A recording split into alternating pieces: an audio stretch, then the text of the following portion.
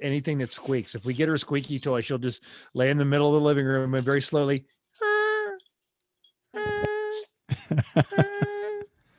She'll do it for hours, makes her happy. And then she'll tear the squeaker out of it. Get off me. That's what dogs do, right? Oh, yeah. Hey, look at that. We got music. Aaron, go Brawless, everybody. It is St. Patrick's Day. And welcome to Everyone Racers, a show designed for the world of low-dollar racing and oddball car culture. It doesn't matter what kind of Irishman you are, fake, real, drunk, sober, Protestant, or Catholic. You're all welcome here as long as you build a race car and drive it hard, etc., etc. Join us each week for tech discussion, tips, tricks, news, and notes in the world of amateur endurance racing. And whether it's on the spot, hella sweet, or we're lucky enough and Chrissy gives us just the tip, we're sure you'll giggle a little and learn even less. Everyone report to the paddock. This is Chris. This is Chrissy. I'm Jeff. I'm mental. And thank you for coming back and listening to a Luck of the Irish episode of this podcast, because we're recording on St. Patrick's Day, which is what Jeff said. But also, it is a Blink episode because it's episode 182. Don't forget your bingo card, because you never know if you're going to win. Okay. Mental. What are you working on? Spent the weekend down at Austin, at Driveway Austin with Extreme Experience. Finally, third event, got a chance to drive that new Mercedes AMG GT R that they have. 577 horsepower, twin turbo, mid-engine front V8, and so good. It's just so good. They were trying to, it rained, so they were trying to find a mode that was dangerous in the rain, and the car would let you get stupid, but wouldn't let you go full nutso on that one.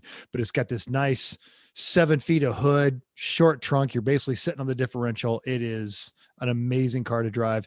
Found out that if you don't have it in full on track mode, if someone gets in the brakes nice and firm, the safety features will automatically tilt the seat back if they're not all the way. The car beeps and it ratchets the belts. Won't let them go. Well, that's fun. Won't let them go for the next 3 laps. So you spend the next 3 laps going, okay, yeah. I totally got our wagon to do that one day. Yeah. But it's Sure, great his feedback. doesn't have pink noise. Ours No. does. Ours has pink noise where it just goes through the stereo to prepare your ears for the sound of the impending collision. No, this one, it doesn't have pink noise. Yeah. But what it does do, because it's an actual 7-speed dual clutch, what it does do is that Jaguar F-type trick where it just kind of starts popping raw fuel into the exhaust. So as you come into the corner, you're on the brakes and you bang down on the shifters, it so it's great. It is amazing car. The warranty on my house is out apparently. Thursday before I left to catch my flight, came home, pushed the garage door opener. I see the garage start to raise, grab some stuff in my car, look up, door is closed. Okay, this is curious. And I go inside. The chain is hanging limp from my garage door opener. The gear on top of the garage door opener that ratchets the chain one way or the other sheared off completely. So the last 2 days I've been installing a new garage door opener. And the thing about I am looking for Christian Ward, and I'm here to talk to you about your expired house warranty. Yeah. If you would like it not to be canceled, please call me back. When you buy these big durable products, you forget, because you keep them forever. It's not like a phone you get every couple of years and you expect these incremental increases. But I've not bought a new garage door opener in years. Technology is really impressive. This thing is so quiet. I can. Did you get Bluetooth? I don't, but it is phone capable. Oh, very good. But this thing is so quiet. It uses a belt instead of a chain. It's really interesting. And then there's the roof saga. Last year we went 250 days without rain.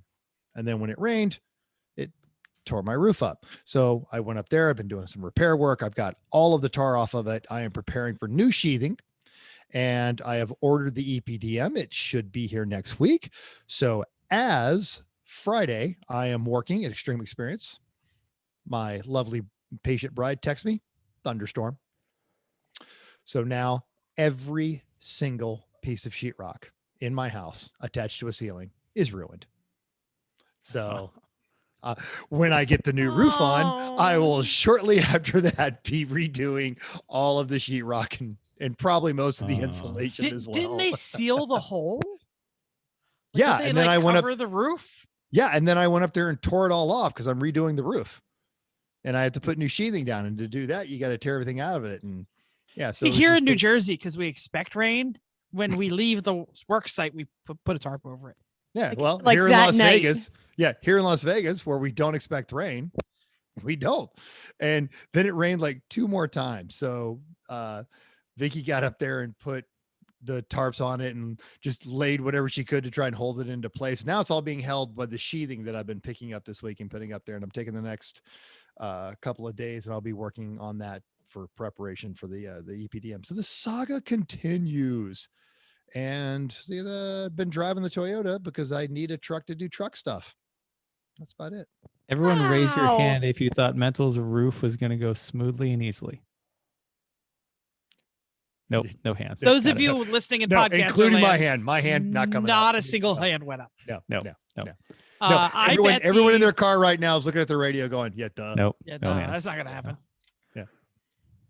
It would have gone smoothly if Jeff had cleaned out his garage. My garage is moderately clean right now. That is So a there's- relative concept. It is There's a- relative, absolutely. Is there a path that 2 people can walk next to each Oh, other? absolutely. anywhere? There's even like room to work in there. It's like room for a standing. No. What 2 did you get rid people of? standing. No. Pictures are required. Okay. I'll send you pictures because I will be hopefully finishing railing this weekend at some point Good. between my trips to Reading to finish what we started this weekend. I will move into what I'm working on. Please. It was a work weekend at 3 Pedal Mafia. What do we call you? You're not South anymore. No, the We're- CNC. It's the CNC Mayhem Factory. Mayhem Factory, whatever. Chris and Chrissy's house. We went to try and wrap up some of the Z projects. I had like 4 different sets of things to do, and 3 of them failed. So I bought the PCM mounting. What is the other little doohickey there, Chris? It's The thing that does the trans throttle. control. The throttle TAC module. TAC module. TAC. The TAC module TAC. and the ECU mounting brackets. So I got all that done, and I did some wire management up in the corner where the battery usually lives, and I put in a circuit breaker, and everything was going really well. And then I said, now I'll do the air filter that I bought. No, that thing didn't fit. It was broken from Amazon. It was terrible. It was too Enormous. It was entirely too big. Never mind. I was going to say something dirty, but it's not that kind of. The tube was really too big. So then I tried to put the radiator overflow bottle that I bought, and it also was too big and the wrong shape. So I don't know, Peyronie's disease, whatever. Both of them are getting returned. Have already been returned. Thank you, Amazon, and returns through Kohl's. So we moved on. We said, I ain't waiting around. I ain't wasting some time. And we started caging the Mazda 3, the mighty long roof, Big 200 and how many big block? How many 100,000 miles, Chrissy? 257.68. 1,000-mile Mazda 3. We were clearing out the interior, and we got the main hoop bent, and that actually spurred us into today's topic. So we're going to get to the topic. I will say, if you are following the Instas or the whatevers, you may have seen us playing music with the You guys never post to Insta. I'm the only one that ever posts to Insta. I post there many times this weekend. Chrissy posted the video of the whistling. Every time I posted to both. Mental checking. Unless I'm doing it, I might be doing it wrong. Yeah. Are you posting it to the story or to the actual Instagram? I don't know. Yes. I'm One or going the into other. Insta and I am funny. posting, and then I say, yes, do you want to post everywhere? Yes, I Argue do. later while I finish my story. Thank you. Everybody. So we have a tremendous vacuum leak in our brake booster, and it whistles, and Chris can actually make it play a song by varying the pressure on the brake pedal, which leads me to the other thing that I have been working on all week long, is trying to get some sort of customer service out of some sort of junkyard that has the part, and I am failing miserably. Oh. I got transferred, I swear to God, 7 times between a junkyard that has 2 different locations. I dialed 4 different times. Transfer. They would hang up on me. Call back again. Oh, I'm sorry. I didn't mean to hang up on you. Hold on. Let me transfer you. No, don't transfer me for the there. They just transferred me back. Oh. Hi, I need a brake booster for 92300ZX. Yeah, I talked to you already. I transferred you down to the place that had it. I know. And it rang and then it came back to you. So clearly they're not picking it up. Oh, let me transfer you again. Oh, hi. Yeah, no, we hold on a second. Our computer's crashed. Dial tone. F you, assholes. I'm going somewhere else. Because that was only $30 and it wasn't far from your house. Yeah. I go to junkyard number 2, which is 50 miles away instead of 30 miles. And it's a cell phone and the mailbox is full. So I sent them an email. Of course it is. I called several times. It never picks up. The voicemail is full. I sent an email. I got no response. The nearest one is Allentown at this point, unless this guy calls me back. I mean, it still works fine. It just makes a noise. That's all I'm working Doesn't on. that mean it's going bad? I got it to play Jingle Bells though. So You did in one tone, with one tone, but it was good. I had a enough. couple tones ish. You know, you can only get so Jingle many Bells choices. Is a single. It is a single bell or a single tone. It's song. close That's enough. right. Yeah. Exactly. Great. That's what I'm Anything working else? on. Chrissy, who wants to go next? Chrissy, you want to go? Well, mine's minimal compared to yours. They right. took me a while, but yeah. Yeah. I mean, I've been working the Z and the Mazda. I also took Friday off this past Friday because it was 70 degrees here and decided I'm going to go junkyarding because it's a nice day and I don't want to do it on a crappy day. So I went. And I got parts that I needed for the Mazda, which is basically different intake and exhaust manifolds that flow a little better. And I got a future upgrade, which is a Mazda Speed 3 transmission, because it turns out the transmission we have in the car is a 6-speed is unobtainium, and there are only like 3 in the entire Northeast, and they're $1,500, which is much more expensive than they were when I bought this transmission 8 years ago. Okay, I feel better about not being able to find one here then. Yeah. Yep. Okay. But turns out Speed 3 transmissions, no one needs them because they don't break, and they're $350. And the Speed 3s destroy themselves. Let's be honest. Yes, The true. car does no I longer work. don't know if they destroy themselves as much as the owners. The That's true. owners are not exactly kind. So I found a junkyard, an hour away that had it for cheap, 128,000 mile transmission. This gets us a trans that's designed to handle 100 more horsepower than we have and has limited slip and is dirt cheap. So that seemed like a good endurance racing mod to do. So that's a future thing once the transmission we have finally gives up the ghost, after this one has probably around 200,000 miles on it. So we'll see how it goes. Anyway, on the Z, I got a math problem solved by repinning the connector after a frustrating few times of trying things and it wasn't working. Got the fan working by adding some terminals to the ECU in addition to the code I'd already put on it, which worked perfectly with the Nissan fan wiring. It was already there. Sanded the hood to get it close enough around our hood scoop. Swapped on the actual race wheels and tires, which look much better than the monster truck 350Z 18s with. They were really big. Yeah. The overall diameter was a good 2 inches taller than the ones we ended up putting on. So that's good. Those are terrible, ugly wheels, but they were cheap when we bought them. They were on sale. That's all that matters, and the right size. I like the way they look. Good. They're black wheels, which don't feel bad on the for us. street. Don't do that. No, no one likes on black a wheels. racetrack when you've got race pads and you don't feel like scrubbing them every freaking Yeah. time. Yeah. You look at the wheels you had on the Honda, those poor things. Yeah, those are a shame. Anyway, the Mazda I've been stripping unnecessary wires out of the harness, which is so much easier when you don't have a roll cage in the way, because I just did that with the Z, and that was a pain. So as of half an hour ago, I was sitting in the garage de-pinning connectors up to the body control module to get rid of those. Still working on that. Almost done though. Fixed the broken intake pipe, gutted a couple of doors, cut apart the seats to get the sliders off, which was more difficult than it should have been. Welded the driver's seat bracket to the sliders and painted it and installed it, and everything's great, which is nice. Also followed our own advice on the seat thing. We used the stock sliders in the stock location. It was great. Would recommend. 10 of 10. So to that end, are you using the Sparko like L shapes to hold the Yep. new race seat in place? Fantastic. Yep. Those are just welded right to the tops of the sliders because the spacing on the Mazda 3 sliders pretty darn close to what you need for the OMP race seat with the L-shaped brackets. So that worked out great. So I still need this weekend coming up where we're going to have some more work on Saturday with people here. I need to finish the wire removal and weld in a main hoop diagonal so that the main hoop can be positioned correctly for bending of the forward bars. And the Z ran great when it ran around the block and drove into Jeff's trailer after I last touched it. Just want to make that clear. And I didn't mention. So when it left Chris and Chrissy's house, ran great. Yep. Okay. So any problems that arise between now and pit race? Okay.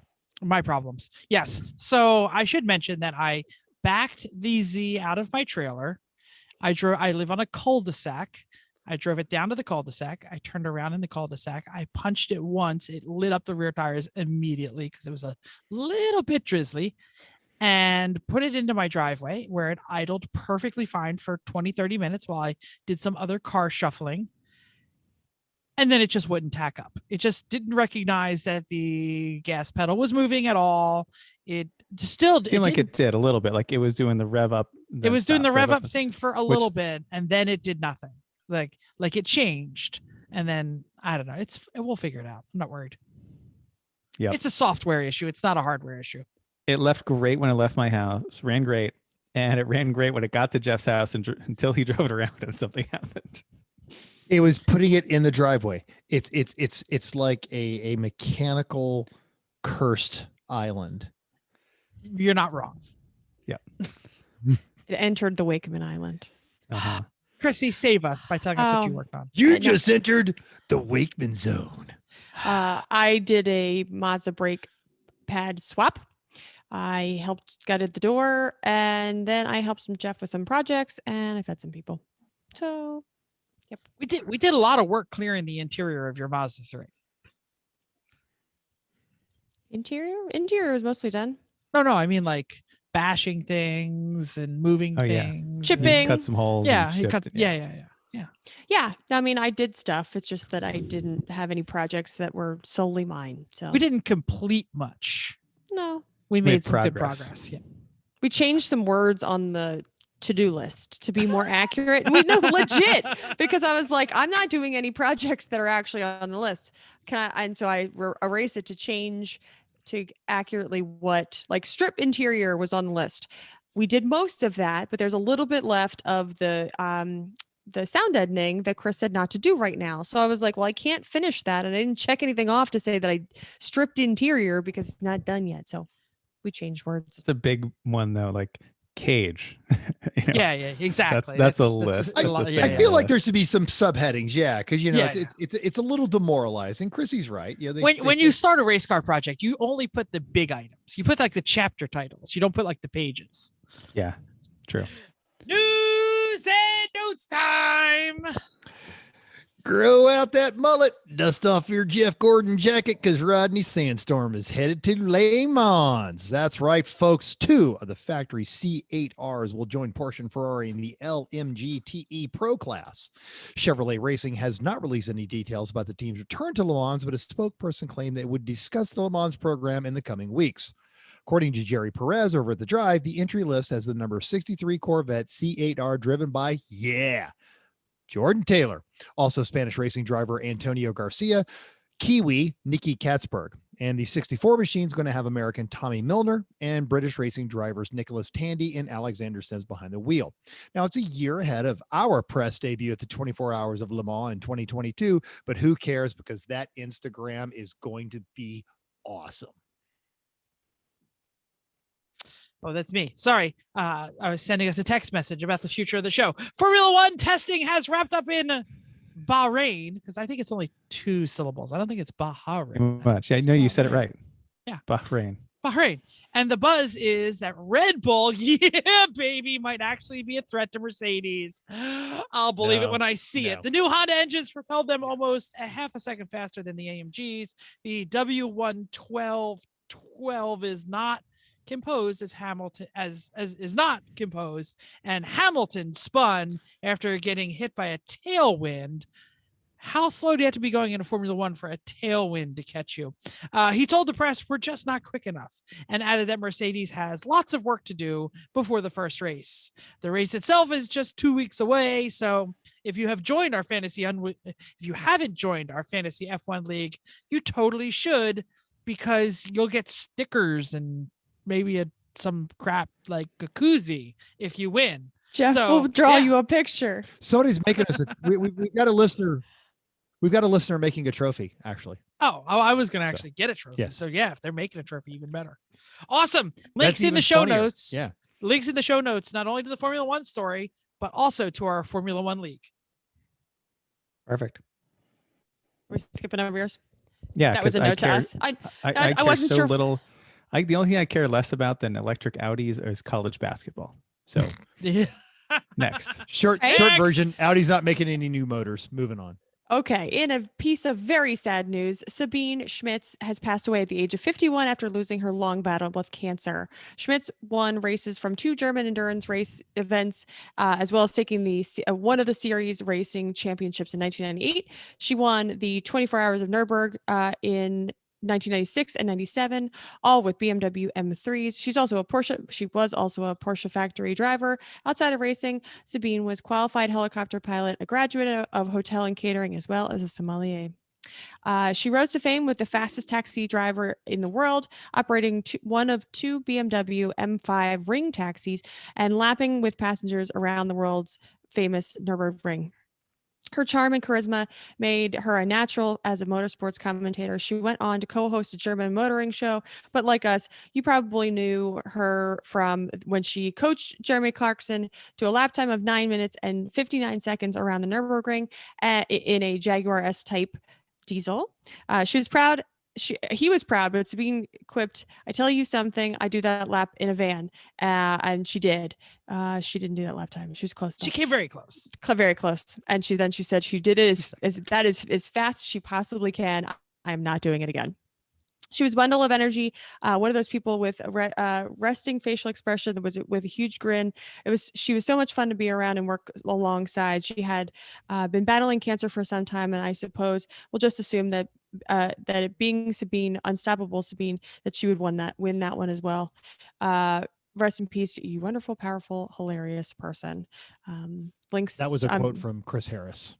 Oh, okay. I assume if you knew anything about racing or liked racing at all, you probably saw it all over the Facebooks. There's famous people to not famous people have posted it all day. So that's when JD Yeoman posted a good picture of him and her at the restaurant. So Scott Barton did as well. So I just want to say that everyone has seen the ring taxi video in the van. Go watch some of her like actual pro racing. It's freaking fantastic. I posted on the Facebook. 12 hours ago, Top Gear posted a video tribute. It's worth watching. Oh, yeah. I mean, I saw Porsche Twitter. People were replying with stuff that they saw.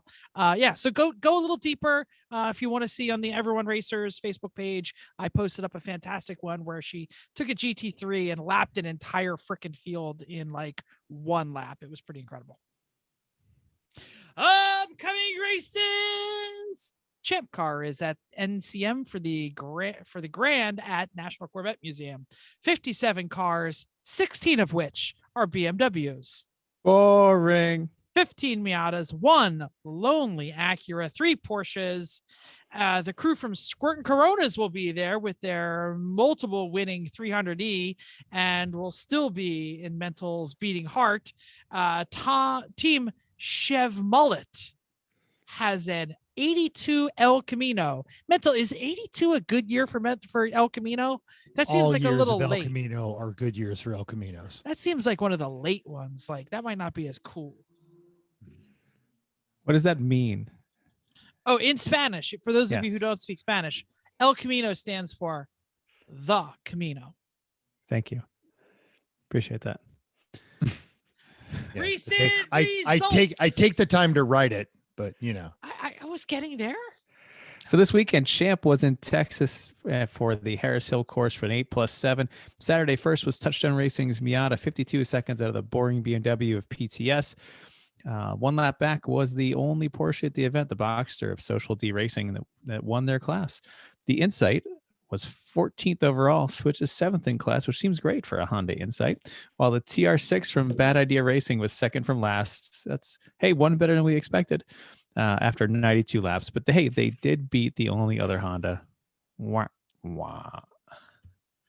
Sunday, the Boxer did their class and the overall a full lap over last-minute racing in their boring BMW. Third, a lap behind them, was Lone Star Rallycross in an MX-5. The Insight was 8th, third in class, and the TR6, brace yourself, did not start.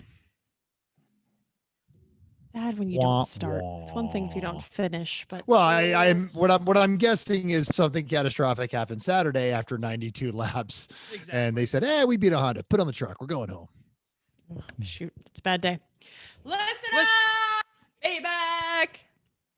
Peter Adams took time to actually email us. Dear E1R crew, your world of home improvement tips and poor Las Vegas internet connection has gained a new listener. Reliving our own previous Northeast Lemons races via your recaps has helped us drown out the angle grinder as we, too, prep for the start of the 2021 season. Keep up the good work, and if the Mazda makes it to pit race, we won't. It won't be there only in a Duratec.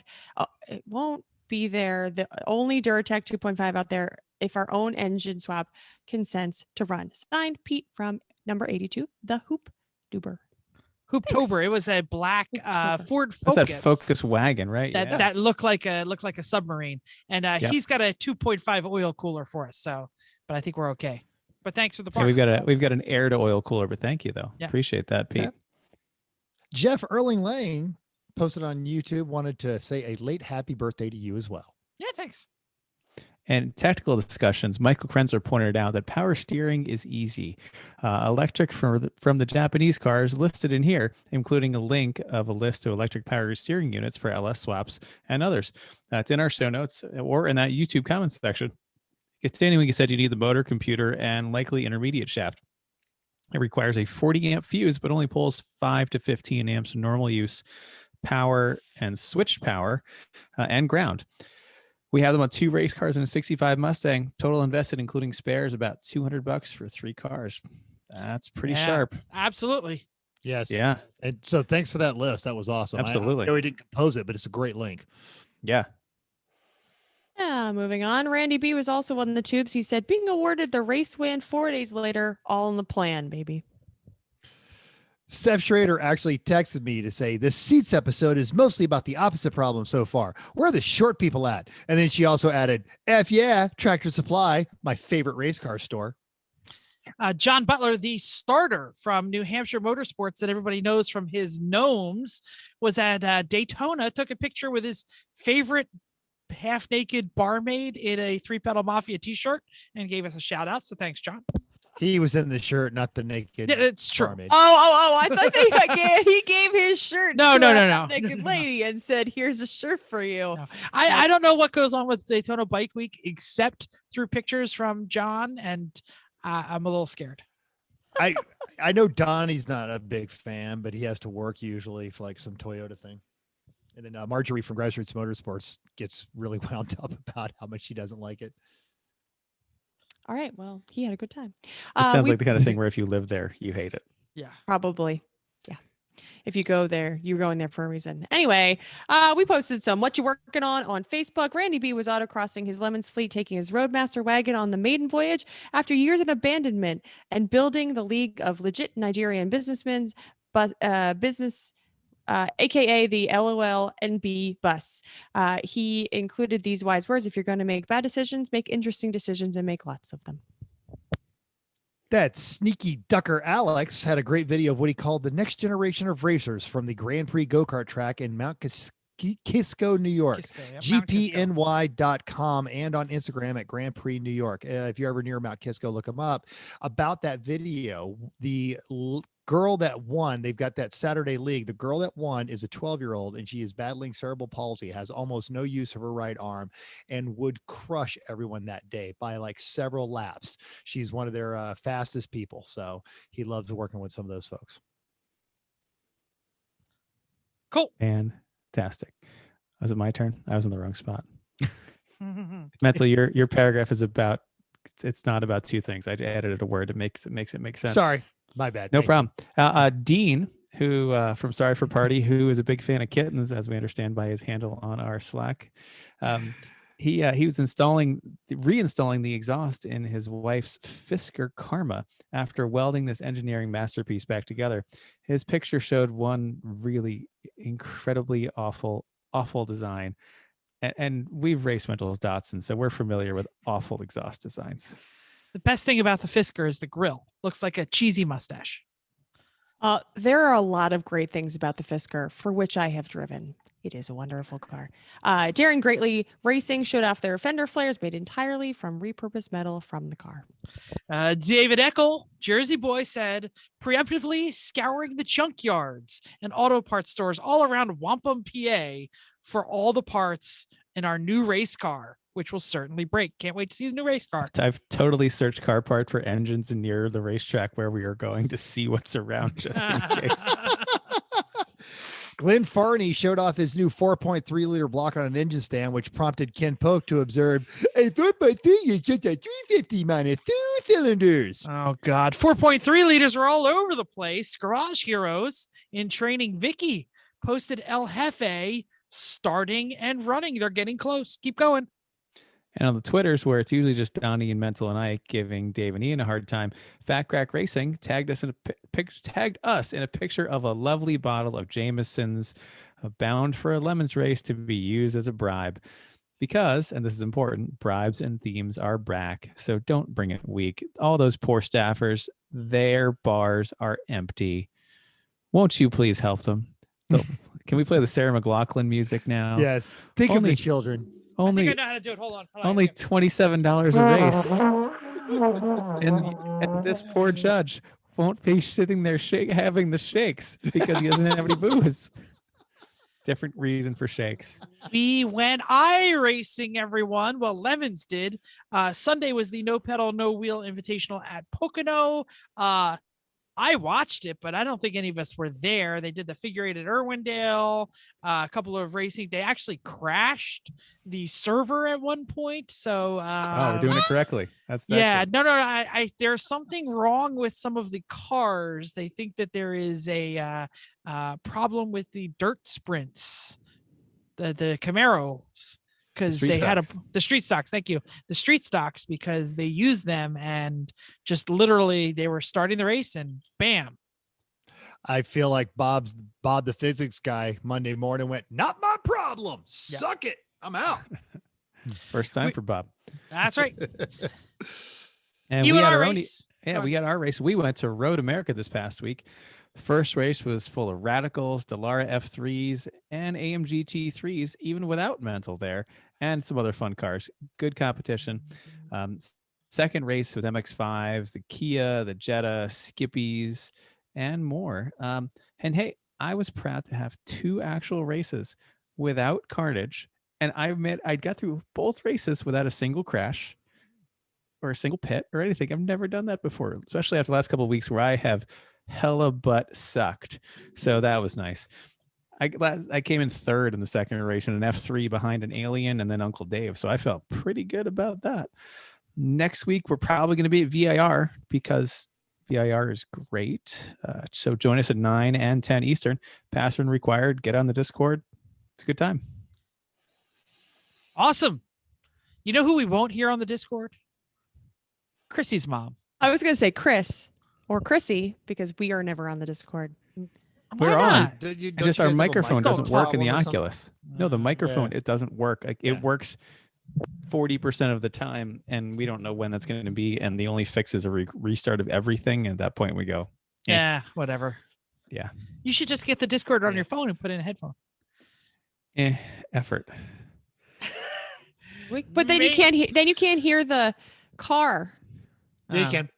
Just turn You it off absolutely can. on your speakers. And I don't want to be 'cause I one of those couldn't- people that just leaves the phone on all the time in Discord Yes, and and not then you're, push or talk. Click, click. Yeah. Or Click, you yes, you hear the click click, or you're like, no, stop when I'm not actually supposed to be pushing. Or the breathers. Don't be a breather.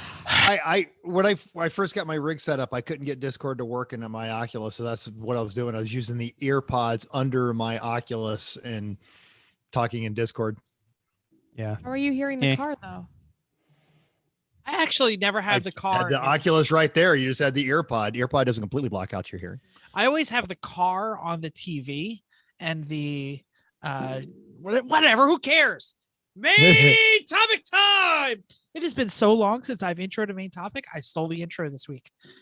So we're going to talk roll cages, but we're not going to talk about important stuff for roll cages. We're going to talk about the important stuff you do before a roll cage. Yeah, that's right. Buy, build, or bend. That's what we're talking about today. What you need to do is ask yourself, do some self-introspection, self-discussion. You got to know about yourself before you do anything else. This is only the first part of the discussion is what I'm trying to say. We are going to open this multi-part series, and it begins with the discussion about you, not about your car. You need to understand your limits before starting this job. And the bigger question is, the bigger questions like what kind of door bars are we going to run, and how are we going to do this, and what size tube, and how am I going to make the feet, and what's a plinth box? We're not talking about any of that crap today. That's all going to come in later shows. Today is just basically buy, build, or bend. Do you know yourself well enough? And you're going to start with a very simple question. Do you weld well? It's like the question, do you drive stick? If you hesitated at all, or use any qualifier like, well, sorta, or I'm learning, or it's been a while, yes, but the answer is no, you don't weld well. You need to have proper skills and a proper welder to install your own cage. This is serious stuff. So at the very least, a MIG with gas, 220 if possible, but a quality 110 is totally fine for what we're doing here. If you only have flux core or your welder came from Harbor Freight, the answer is no. If you are not confident enough to risk your life and your friends' lives, even though some friends have questionable value, the answer... Look at it, you. Yep. The answer is no all around. Go find a pro to weld your cage. Another thing to consider is if you are not confident in your welding skills, you might find a local welder that you can hire to do the job with a pre-made kit that you fit together. But very good. If you are not so confident in your welding skills, just don't. This is not the place. But don't tune out because there's lots of things we're going to talk about still. We've got other options for you that are not that. The next episodes you might want to listen to for theory, but anyway, go take a class or something. Practice. You need to lay a bunch of low wire before you do a cage. And you can still start on some of the simple stuff if you're comfortable grinding it out and putting it back in after you had an expert welder go, no. Now you've got some options. Picking a shop to do the cage. Everybody shaking their head. Is this because I'm reading wrong or because my internet sucks? Sorry. Nope. No, you're good. Okay. All right. Sorry. Okay. Now you got to pick, you need to get a kit from a top-notch shop that has done this. And by this, I specifically, we're talking about endurance crap can. I mean lemons. And we'll talk more about that in a second. Again, a kit shop that has done this many times for lemons. Now we make jokes, but lemons does take safety very seriously. It is an entry-level series and they have that requirements and they are very, very strict on this. Now you can find places, oh yeah, I've made cages lots of times, or I've got that guy that does it in the driveway and he can get a cage done in a day or so, or even a circle track shop. No.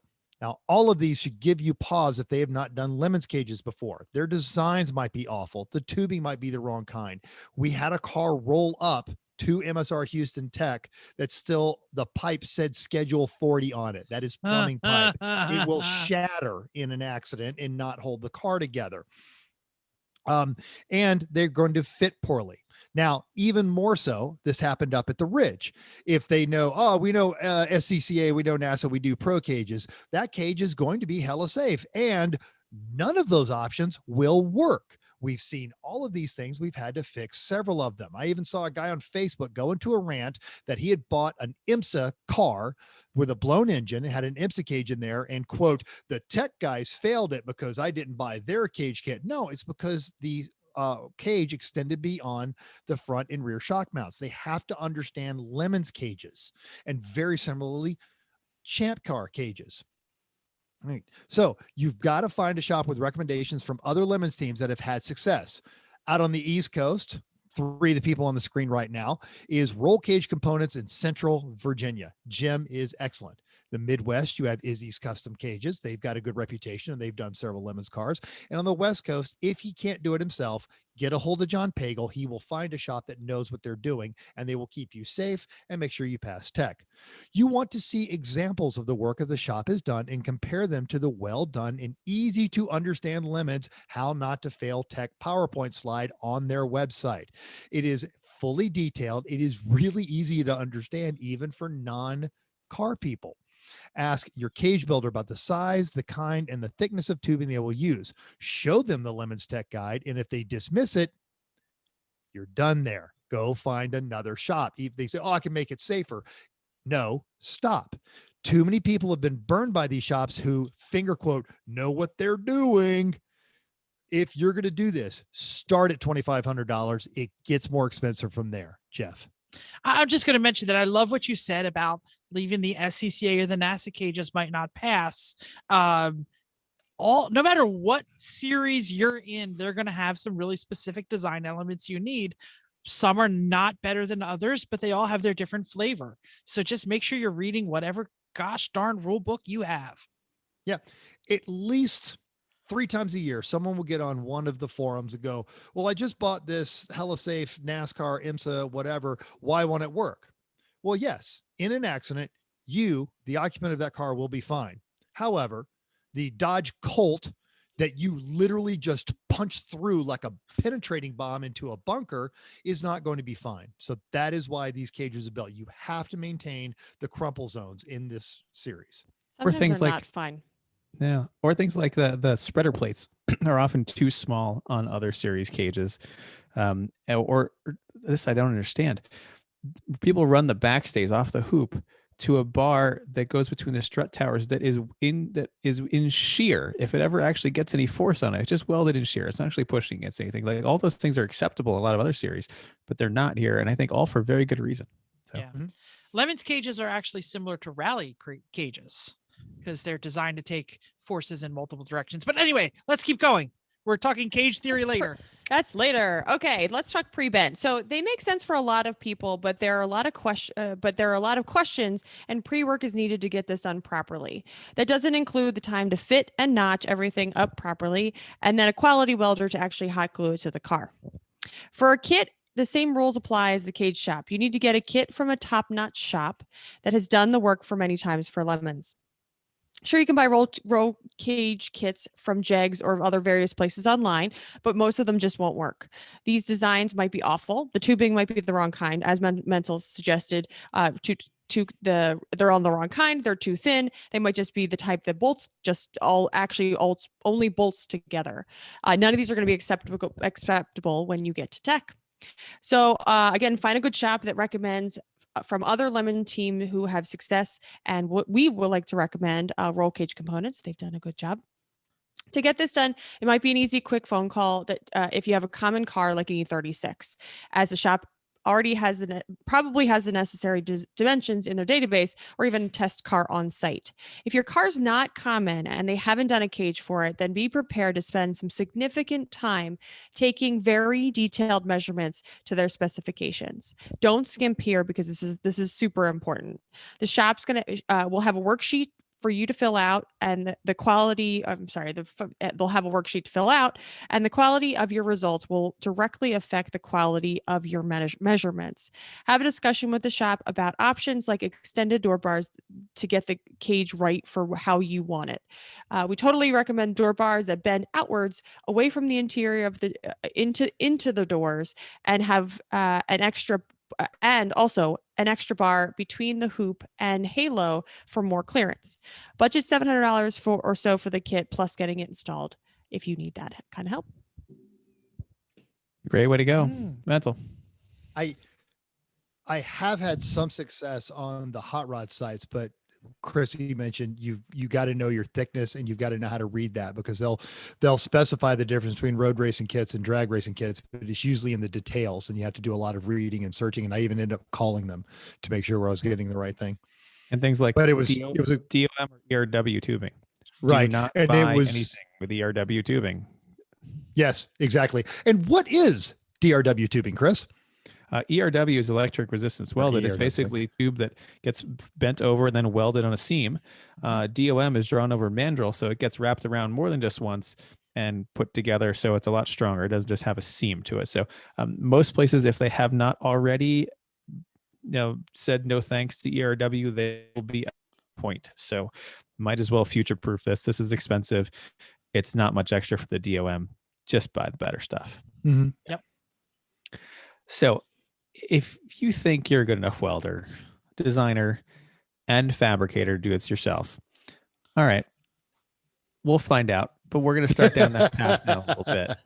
And then we're going to do more on that path in future episodes, but this is the intro. So benders, what are your options? There's a lot out there. You might think, oh, I see this one. This looks pretty good.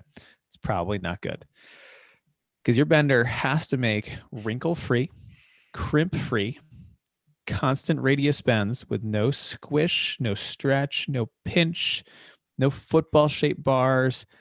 Every bar needs to be as round as it started after the bend. This is the only time it is okay to kink shame. I'd like to mention I wrote that joke. Thank you. You did, and it's a good one. That's why I make sure to keep it. This only happens with a pro quality bender. You don't get this with the Harbor Freight bottle jack style or I'll fill it with sand and heat it. And I don't understand people who suggest that. No, it's not going to work.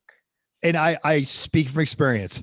I tried every one of those dumb tricks with the absolute complete predictable results. It failed every time. Right. Not failed. Pipe failed. The standard is the JD squared model. Like now they're up to model 3 or whatever it is. I don't know, whatever JD squared has. That's the one. That's at least $700 with a single die, if not more. $300 to $400 for each additional die. These dies are serious. They're giant, heavy pieces. Yeah, of precision, well-made metal. Yes, yeah, exactly. Did we mention that they're wonderful to work with? I'm sorry, I missed it. No, please do. That's nice. Yeah, I've worked with them to try to get a replacement part for our very old bender from them, and I was on the phone back and forth with the guy from not sales, but the I don't even know, technical people. Yeah, to a couple times to find just the right pin, and he's like, "Is this a sleeve? I think I know what I'm talking about. I think this is it." And I was like, "It's $30. Just send it to me." So, and then I'd be the right thing. So sorry, they're good to work with. Absolutely. It's great to have a company that supports even an ancient ass product like we have. So great. Like we got ours used somewhere, but it's more than paid for itself. If you don't want to have a workout with every bend by doing it manually, but hey, there's 4 of us. Jim has mass. Chrissy pulls harder, right? Yeah. Anyway, you can if you watch our YouTube intro video, you see Chrissy actually bending cage tubing. It's part of the. You can get air over hydraulic setups or just a manual hydraulic setup, which is it's like one of those rams on an engine hoist kind of that does it. Looks like that. So it's slow, but it works. The airs are a lot faster, but those are $2,000, $2,500 before you even get a die. Those are not cheap. Those are for Bill Fisher level people. So you're going to get the most bang for your buck out of an 1 3/4 die. It's 1.75 inches because that works for most cars depending on the wall thickness. 1.5 inches works for the smaller, lighter cars, but just go for the 175. It's easier. Again, this is not a place to skimp. You're also going to need a notcher. You've got to make those fish mouth notches in the pipe. You can do this with fancy software that gives you angles and things to cut out that you can cut with a plasma cutter. Like that is possible. This is easier than the Sharpie. I like my Sharpie. On this side and a little bit on this side. Oh, okay, good. You can do that. That's okay. Some people also try to do this with an angle grinder, when a cutoff wheel and a grinding blade. Oh no! It'll work, but it's gonna take a lot longer, and it's not going to get you the right results. Like that's for the field expedient repairs of I'm at the track. I need one bar. I got to get this thing in. Or And that's every all once you in a have. while, if the angle isn't correct in the notcher that we have, you can, if you need to take off a little bit on one side, we'll do a little bit of grinding, but not That's a- about Fine it. tuning, yeah, but not Yeah. not No, I've seen people do it not just actual with fish mouth. no. just with hand tools. No. So notchers, they hold the tube, and then they have a hole saw, and that hole saw chews through the tube at the right angle, but it holds it all nicely together, so it does it even for weird angles. There seem to be two kinds. There's the same basic model that you can get almost anywhere from $60 to $100. You know, it's at Harbor Freight. There's a bunch of them on Amazon. There's a bunch of them on eBay. They all look almost identical. Or they're the really good ones, and those are $250 each, plus or more. We have the Harbor Freight version. We wore the first one out after 10 cages. It was out of round. It wasn't working right. So we got a new one. Make sure yours is not welded upside down like ours was. Check it before you leave the house. Anyway, you mount it to a drill press. Like you just bolt it to the table. The drill press has a lot of torque. This works really well because you need some serious power to turn this thing. Your 12-volt Ryobi cordless is not going to do this. No, Like no, it no, might no. do one, and then you wait a half an hour to charge a battery. Yes. Repeat. Yeah, I and think then the next day you're buying a new drill because you burned it up. yeah. Bruce and Greg run theirs off of a plug-in DeWalt that I think is a 3/4 horse. Yeah, That's like it's, the it's size. a two-handed. Yeah, it's like got the you big need a handle on friend the to hold side. it, right? So they don't use a drill press version. They use the kind that kind of clamps in the vise, and then you use the. You already drill. need multiple hands sometimes Yeah, to hold the piece of tube into the notcher. And then sometimes it kind of it wiggles depending on how long it is, and sometimes it hits the wall because it's too long. But I would think you need multiple hands to hold and do the things you need to do for the cutting rather than holding everything. That's what I think. I happen to still be the holds resident notcher. It still holds it. If it the notcher is clamped in a big bench vise, and the pipe is clamped in the notcher, and then you're using one, maybe two hands on. It's still. I like the drill press idea. Do that, Jeff. And yeah, Jeff. Go ahead. I was going to say that and if you're a professional and you're running lots and lots and lots of cages, like the Hamsas and the Pagels out there, they have that software that creates the little piece of paper that you tape on that is perfect because you know the angle, and you put the angle in, and if you need a 27 and a 42 and a 12, great. But you don't need that. You can get away with the circular saw or the hole saw thing. It makes great cuts. Yes. Yep. And we'll talk about that in our actual making the cage stuff. Yes. Good. Let's keep going. And going slow allows you to not do it. You can find drill presses on Facebook Marketplace for $80, like good old school Craftsman, cause a brownout when you plug them in style. Yeah. You want a floor mounted one, not one of the bench mounted ones. You want a serious press. Yeah. Hardcore. Now, Now, when you have one, you'll love having it for a variety of reasons, though. they're It so kinda comes in handy. easy. I built a trebuchet after I had mine. It was fun. Because So- you do. Right. That's what you do. Now I know you're getting depressed. You're like, God, every time I listen to the show, they always talk about spending money. Let's talk about an area where you can absolutely skimp: preparing the chassis. If you go kit, if you go pro shop, if you're doing it yourself, no matter what, you don't want to pay someone else to do the chassis prep. That's the easy part. All right. You ham-fisted troglodytes can absolutely do this. Your kids can do this. Your drunken buddies can be halfway through a case of beer and do this. Basic recipe. Everything comes out. There it is. 2 steps. All the seats, the carpet, the door panels, part of the dash is going to get in the way, the sound deadening, the seam sealer, everything's got to go. Now, we tend to favor manual force and wire wheels to do this. Big fan of that. It is easier if you actually pull out the screws on like all the plastic bits and then hit it with a hammer. If you're doing a dash bar, all that upfront stuff is need to go. Yank the airbags. For God's sakes, disconnect your battery before you do that. If you're putting it back in or you're retaining the HVAC system, don't smash that part out. And by the way, all you young folks that might be listening to this, you want to keep that HVAC system. I promise you that's not why you're losing. And if you're going to trim the wire harness, do this before the cage. You heard Chris talk about that earlier. this is also the most fun part of the project. If you haven't tried the old dry ice trick on the I don't know sound about deck, fun. huh? I love stripping the car. That is the best part. I mean, you do. There's a lot of satisfaction because you see the progress immediately. And it's violent. It's wonderful. I was methodical with the Mazda. Every panel came off and I lost probably 2 or 3 clips. A lot of them really, stop. That's because Chrissy loves this car. She's going to treat it well, even though the only she's way taking it that's apart. no, that's not it. It's because it's Chrissy.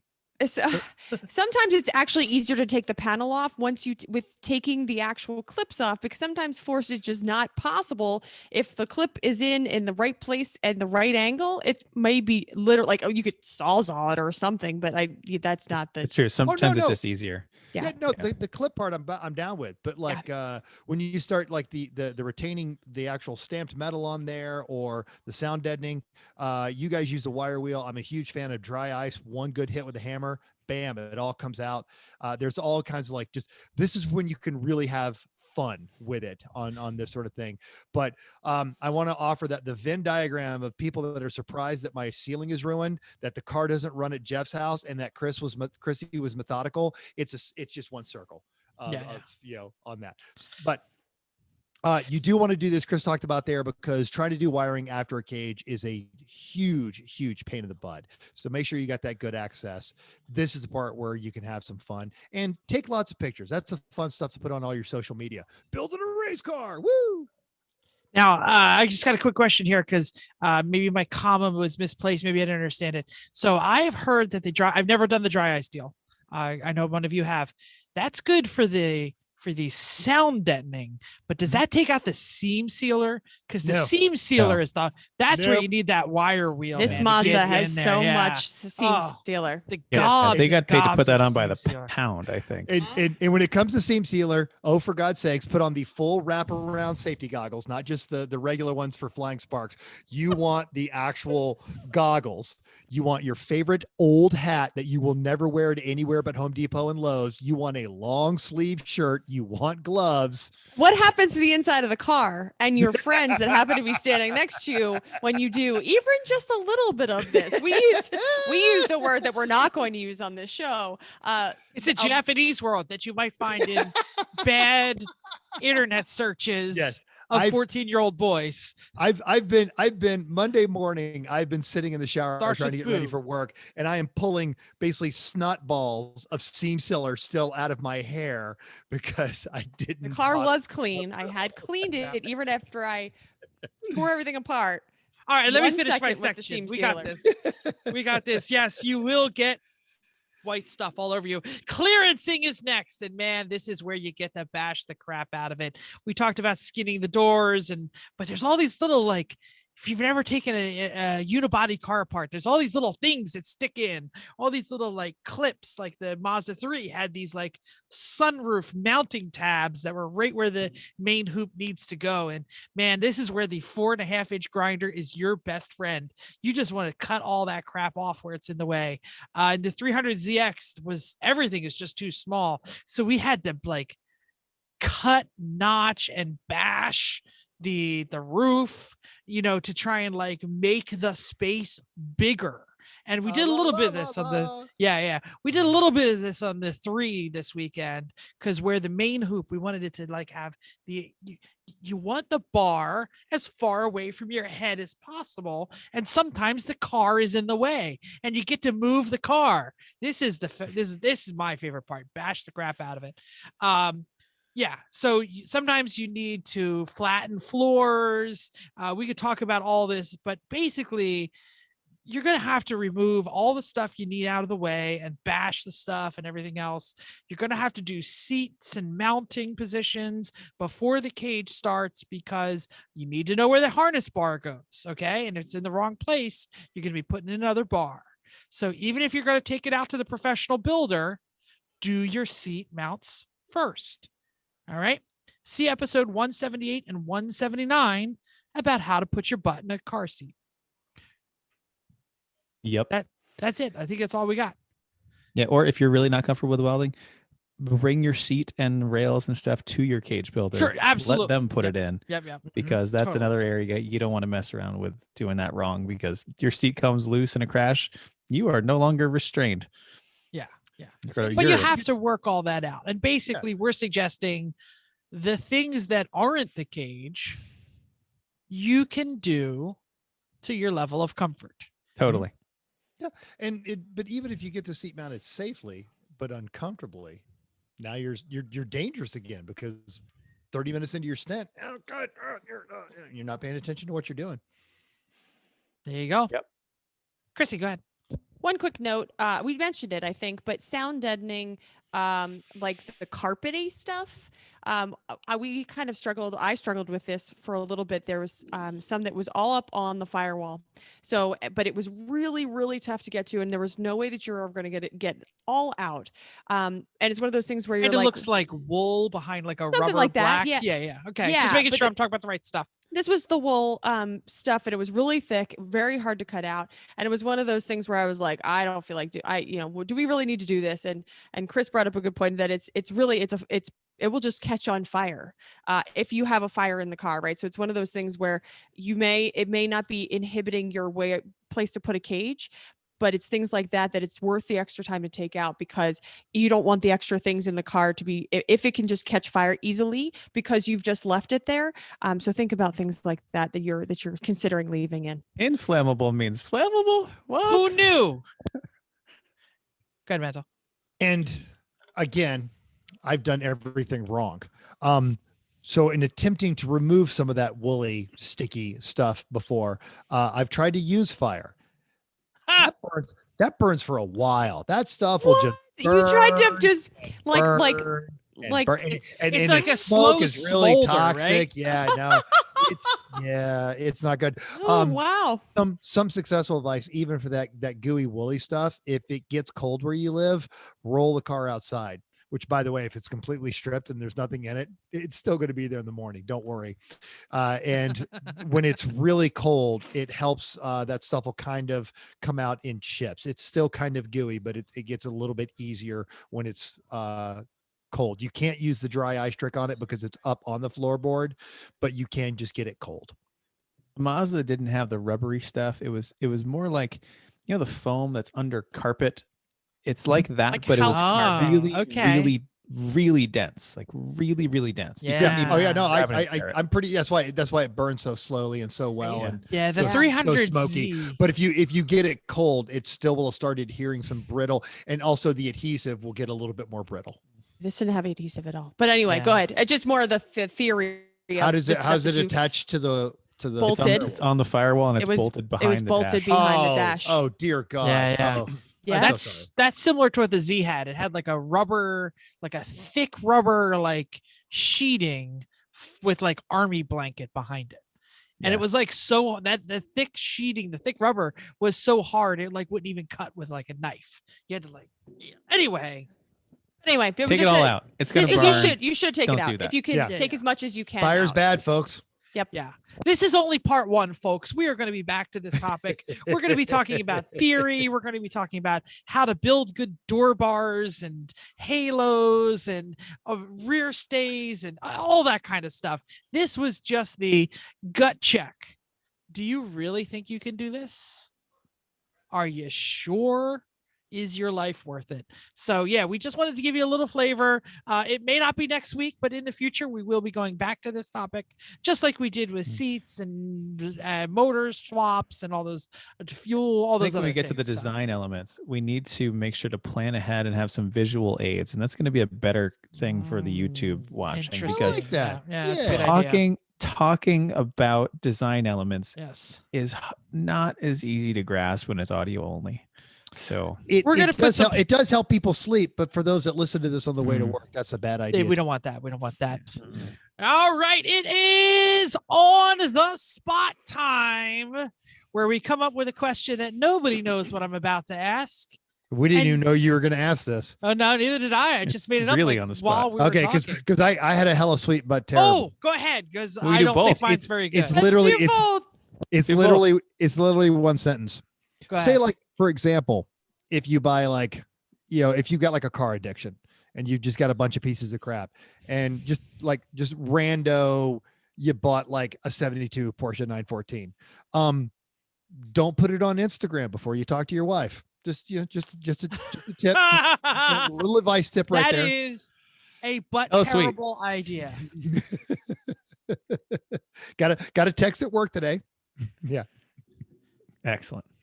So this hasn't like arrived at your house yet? No, it's sitting behind the RV in storage right now. Oh, I put it on our Instagram, and Vicky texted me, was on Instagram. Did you buy a car? Wow. Oh yeah, meant to. I got a meeting to talk to you later. Love you. Oh, my Chinese food is here. I'm sorry. Can't take Sorry, my phone. gotta go. go. Honey. Can't take my phone to the vault. It's classified. Driving through a tunnel. I didn't give an answer to this. I don't know if it was actually a hell sweet but terrible, because I can't. It depends on whose family it is, right? Like, if Vicky's saying it to you, if Jen is saying it to Jeff, or I'm saying it to Chris, that's where I'm struggling what the answer actually is and how the response actually happens. Oh, but the terribleness of what has arrived, I think, is part of the process here. Because if you show up with something like, hey, I got a clean Miata for only like $4,000, your wife might be very happy. Yeah. If it's, I had got an effed up. The only spouse that would used be to be a happy about that is on the 914. screen.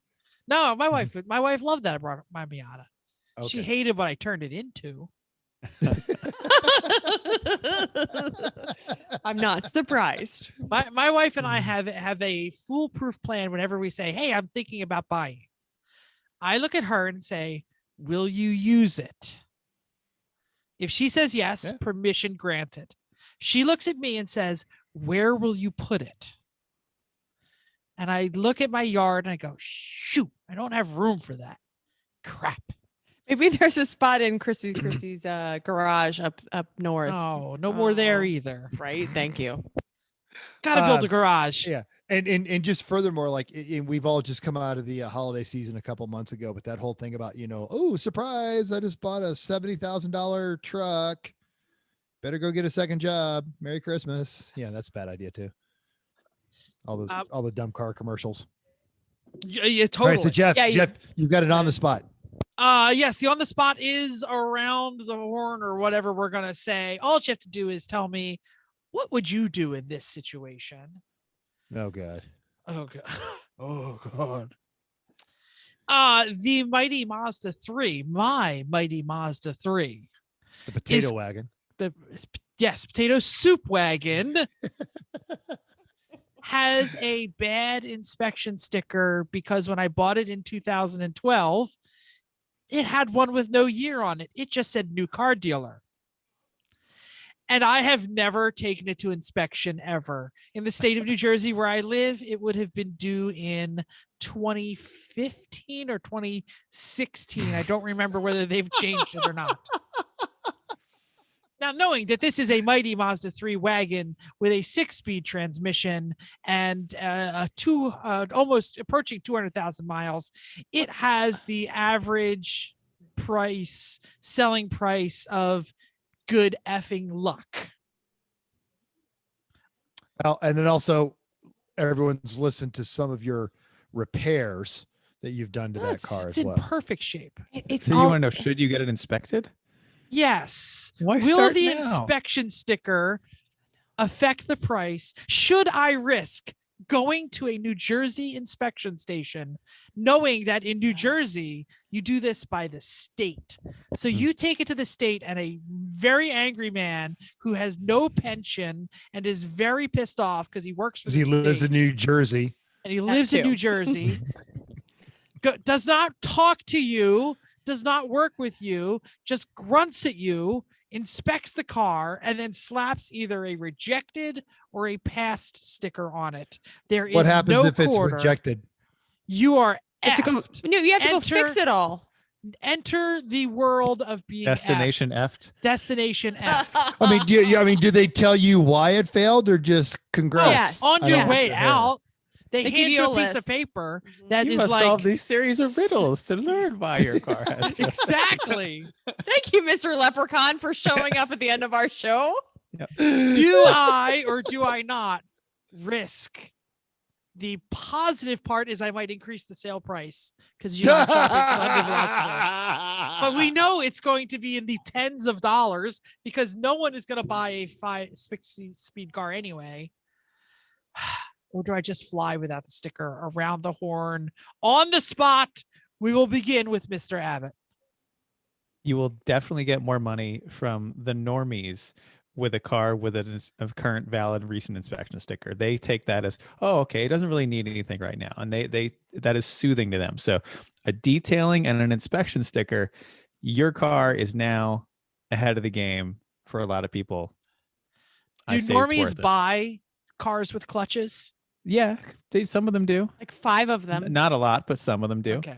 All right. But even then, even if someone's coming from a different, farther away, and you show a new inspection sticker, it's peace of mind and confidence that lets someone maybe reach out on it that they wouldn't otherwise. They don't buy ones with clutches that have what 88,000 miles. 188,000 Oh, miles. 188. So they shouldn't if they were going to. Mr. All highway. Ward, what is your answer? All highway, one owner. Come on. I honestly don't think you're going to sell that car. And so I'm going to say, what's the fine if you get pulled over and you don't have one? $100. If that. Don't You've do more it. than made up for You're- it at this point. Exactly. You're not going to sell that car because it's like when you sold me the trailer. You spent more money getting that trailer safe for It's me true. to tow back to Georgia than I gave you for that trailer. You're not going to sell it. You're going to give it to somebody who's in a tight spot or one of your students. Some teenagers go like, I or- like that car. or you're going to turn around Teenagers don't know and how to drive it's going to be a gambler, or it's going to kind of follow the path of the Miracle Miata. It's going to become your track day toy. You're not going to sell it, and even if you do, you're not going to maximize your profits because that's not who Jeff is. Jeff doesn't maximize profit. Jeff maximizes karma. So no, don't bother. And whoever gets it, if they need to inspect it, you'll end up helping them fix it anyway. I'm with mental. Don't do it. Don't start it. Don't then you'll know exactly what the state wants, and it'll eat at you, and you'll be bothered about it, and then you'll just throw it in the back of your yard and never look at it again. No, don't do it. No, I don't have the space. You'll mow around it. Right, You'll you mow- can put you can have- put it back there. There's a lot of things I'm mowing You around have a at the lot moment. of you have a lot of space. I mean, It's not where it Donnie should levels of be. things, but No, but you should not. Absolutely, you should make because you're going to make it a track car. It's not worth Yeah. $1 to anybody. Just give it to somebody that needs a car. Absolutely, I'm with. You've mental. already got the Don't blueprints. bother. You've already got the blueprints for the cage. Just gut it. track Right? it. Well, it's we not do going to not need another we don't. caged Mazda 3, that's for sure. And this even has like a terrible motor. So, I mean, the motor's fine. It's just the 40 mile per gallon, whatever. Exactly. Not Perfect good. track toy. Do we have any idea what we're talking about next week? Not for a main topic, but we're going to be talking about the return of Lemons. NOLA, yeah. In fact, we either need to figure out, we'll talk about this offline. We have to record the show on Tuesday or Thursday because Wednesday I'm flying. Oh, we'll figure it out. Well, thanks for downloading us. We hope you enjoyed this week's edition of Everyone Racers. We also hope you will join us in the world of driving, racing, and building because everyone can be a racer. Even you. If you enjoyed this podcast, subscribe. It is totally free. Then go to iTunes and give us a 5-star rating. Even if you hate us, give us 5 stars and tell us why. If you have any questions or show ideas, or you would like to pay several $1,000s for a 180,000 mile Mazda 3 with a great pedigree and a slight smell of potato soup, reach out to us. Drop a comment on the Facebook page, on the Instagram, Everyone Racers, or email us at everyone.racers@gmail.com. You can still text us 484-243-0455. Find us on Instagram or Twitter at everyone.racers. And we're now officially on Spotify, so recommend us to your Spotify buddies. If you're on the YouTubes, talk to us on the doodly doo. We love people typing on those. Thanks again. Until next week, I've run out of music. keep the shiny side, keep the green side up, and the black round things down.